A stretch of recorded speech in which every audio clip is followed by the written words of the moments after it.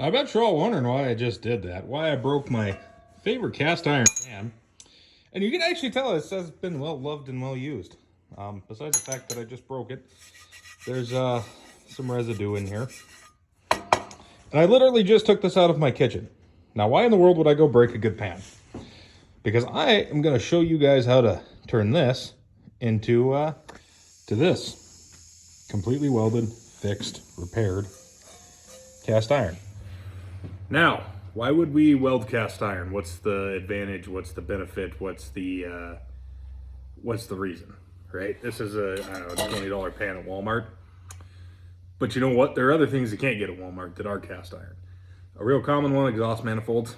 Older tractors, implements, things like that, they crack. Stuff happens. This is just a good example because one, I have a bunch of cast iron pans.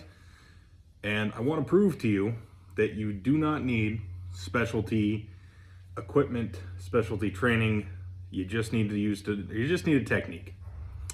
Now, here's a disclaimer notice for all this. Welded cast iron is never going to be as strong as it was originally, but you know, hey, in the case of a pan that I hope to God you're not putting hundreds of pounds in, or an exhaust manifold, this will work. It'll get you by and it will fix your problem. There's a myriad of ways to actually repair cast iron. Common ones include brazing, but to braze you have to have a torch with a brazing tip. You can use, there are like high nickel content welding rods and high nickel content welding wire. The high content nickel welding wire you need full argon for. Not everybody has a full argon bottle, and truth be told, the welding rods, the high nickel rods, the high nickel wire is really the best way to do it. What makes welding cast iron so hard is it's really thermally conductive. That's why we use it for pans, we use it for exhaust manifolds, we use it for things like that. It's cheap. That's why you'll see it on old machinery, drill presses, stuff like that. And it's reasonably strong for the cost. That's why it's pretty common. But it's the thermally conductive bit that makes it really hard to weld on. Because welds, as we know, when they cool, they tend to, you know, they tend to stretch and they tend to pull and they tend to, we've all watched it, you make a tack weld and a piece of metal bends over on you. Cast iron won't quite do that. It'll just tend to crack at the weld. So we can still weld it, even with regular welding wire and regular 75-25 mix, but you need some technique to it. The main technique, and you know, I'm not the first to do it, there's 1,000 people out there that tell you the same way. Preheat, post-heat, and cooling it properly really makes the difference. Now, what do I mean a preheat and a post-heat? I'm going to show you a preheat with a little MAP gas torch that's actually back on my table over there, and not my real torch. I have a oxyacetylene torch that would do a preheat and post-heat way more efficiently and way better, but not everybody has those, so I'm not gonna use them because I don't think that's fair. But what we're gonna get into real quick, I'm gonna show you how to prep this, clean it, and get it ready for welding. Just with any other weld joint, we want to make sure everything's clean prepped. You've got good fillet in there that you can get in and weld properly. We'll do the preheat, post-heat, and then we're gonna take either a chipping hammer, in this case a body hammer with a fine point, and we're gonna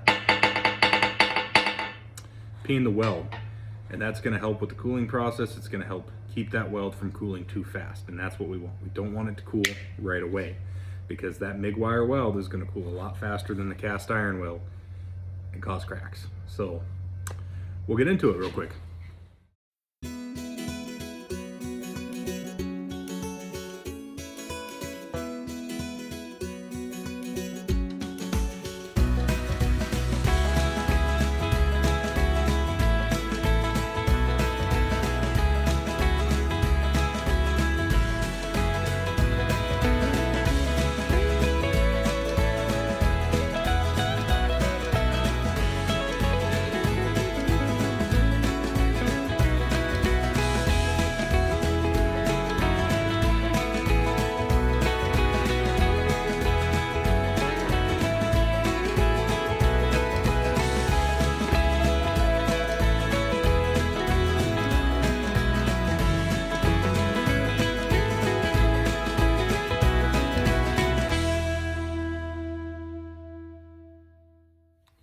So now that we've got this all cleaned up, we're gonna get something very important here. Cast iron is dirty. It, just like you on a Friday night after 15 mimosas, not super clean, pretty dirty. So what we're gonna do is we're gonna get our favorite brand of brake cleaner, and we are going to try and clean this up. You can use acetone, you can kind of use whatever you want. You just wanna make sure that there's no gunk, or as best you can. You will never get it perfect, but you can dang sure try. So, we're gonna clean these up nice and good as best we can, and do a little, ooh, fire.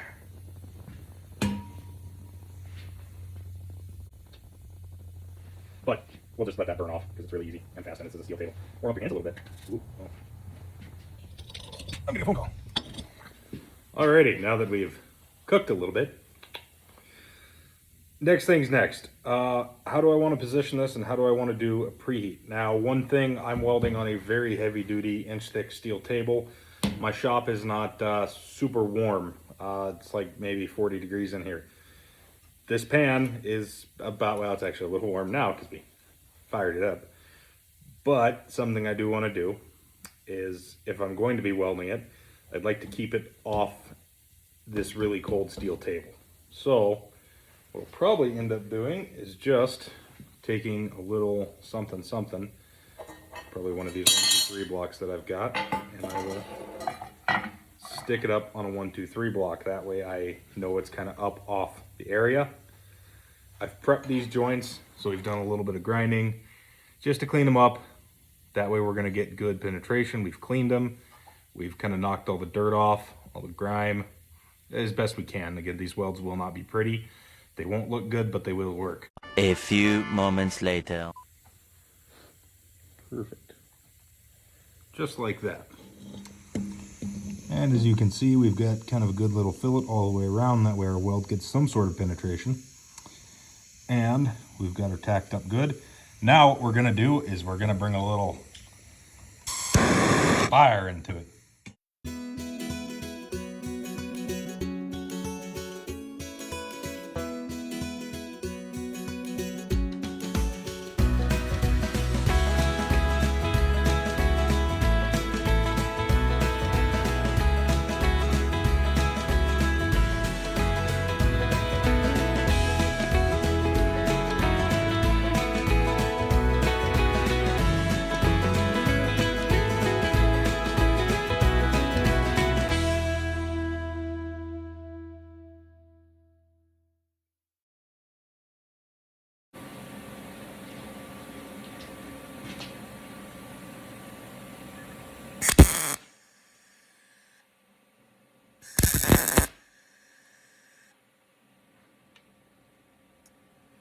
Now, it's important to do just a little bit at a time, and then we'll keep going.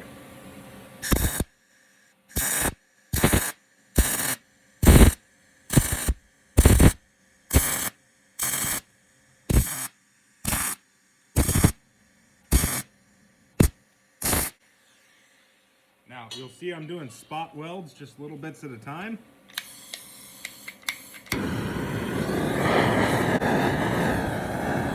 And there is a reason for that. Doing those spot welds a bit at a time like that kind of helps keep the heat from getting too hot right away. Now, we'll do a little bit more. We're going to do a little bit of peening. And all peening is taking a sharp point and just kind of... Now this is going to be kind of hard because I don't really want this on the ground or on my cold table. So I'm going to take my gloves and probably hold it and peen it. Best I can. And it is definitely hot.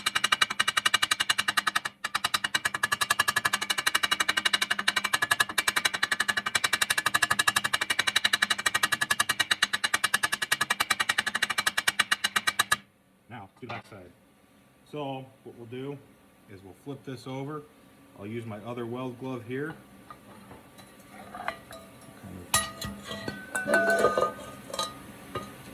Turn it upside down like that. That way we get it up off, and I'll move you guys here.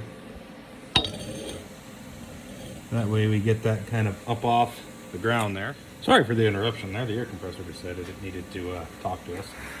So I've been preheating this. So now we're just gonna pop it down.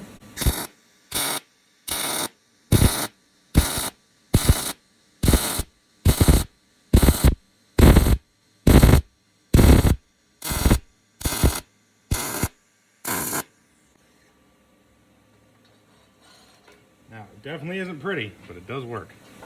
Hammer here and do a little.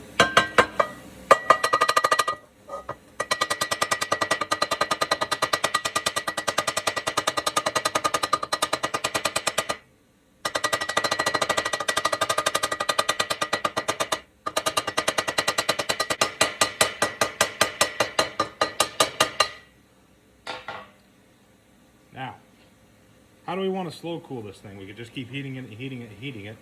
I have a method that I use and I've used for a while and it works pretty decent. FR coat that I got from a place I used to work. And what we'll do is we'll pick this pan up, and it is ripping hot. There's no doubt about it. This FR coat will kind of help it cool slower. We'll just let it sit under there, and we'll probably kick it up off the table a little bit. That way it's got its air gap, because I really don't want it on the table. But we'll let it kind of sit under there and cool off, and we'll come back and check on it in about 20 or 30 minutes. Completely welded, fixed, repaired cast iron. And we all did it with regular old MIG wire. Nothing fancy, nothing special. And it's